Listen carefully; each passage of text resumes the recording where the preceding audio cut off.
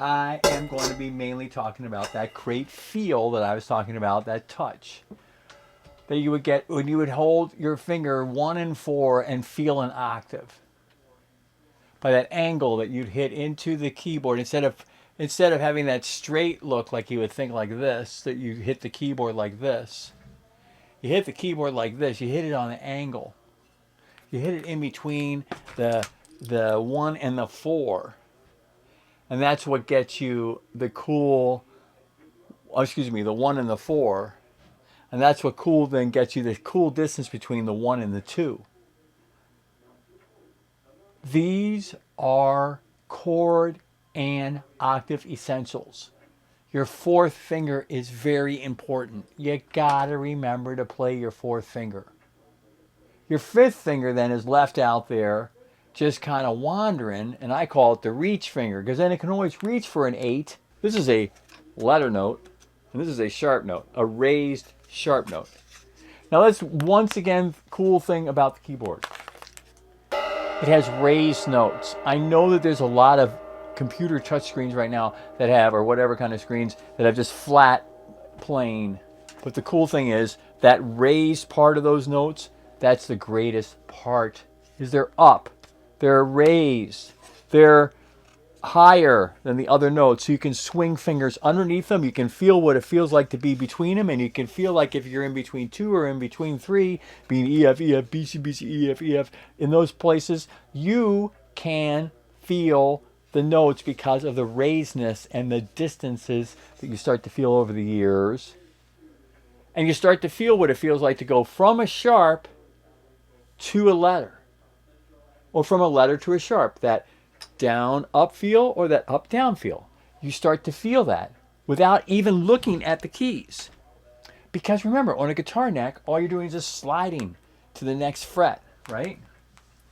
So all you're doing on a guitar neck is getting that position and just sliding one guitar fret, but you keep that positioning, right?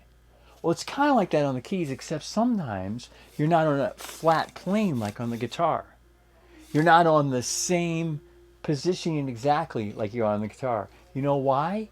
Because you're on the keyboard you have the up and the down notes. That is so cool though, because you can feel without even looking where you are. You can feel, oh, there's 2.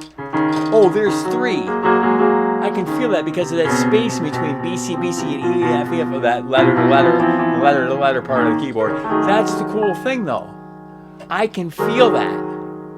So if I can feel sharp to sharp, if I can feel the 2s and the 3s, then I bet I can feel a sharp to a letter or sharp to a sharp into the raise section of a keyboard.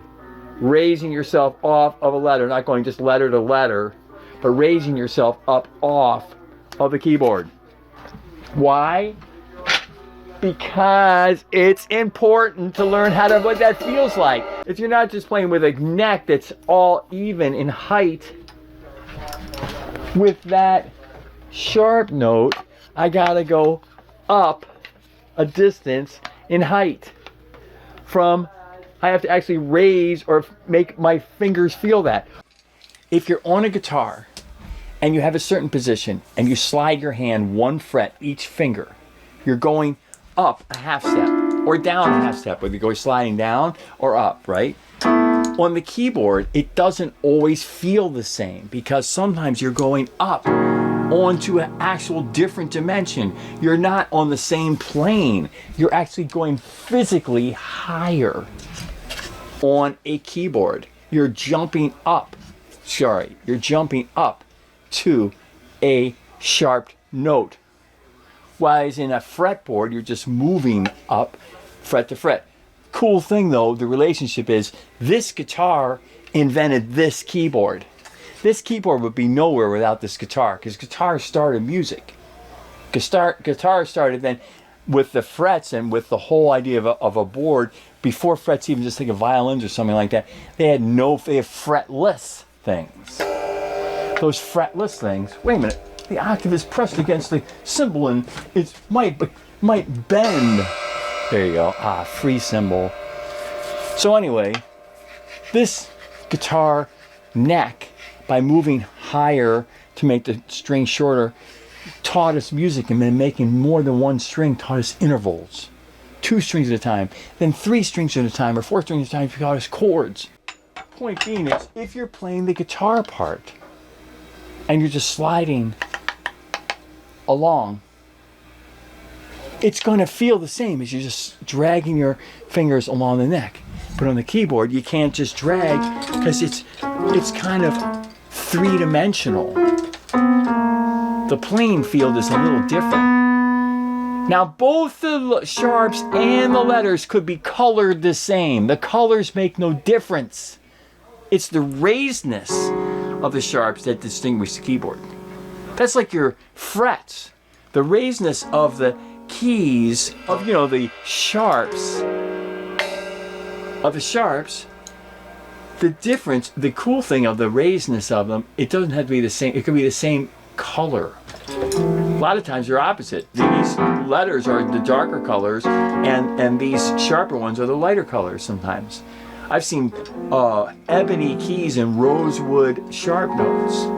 So it'd be like dark ebony within a tan or a rose type wood sharp type note. Because remember, you can glue anything to the top of that piece of wood. It doesn't come that way. It's glued. There's a piece of plastic or ebony or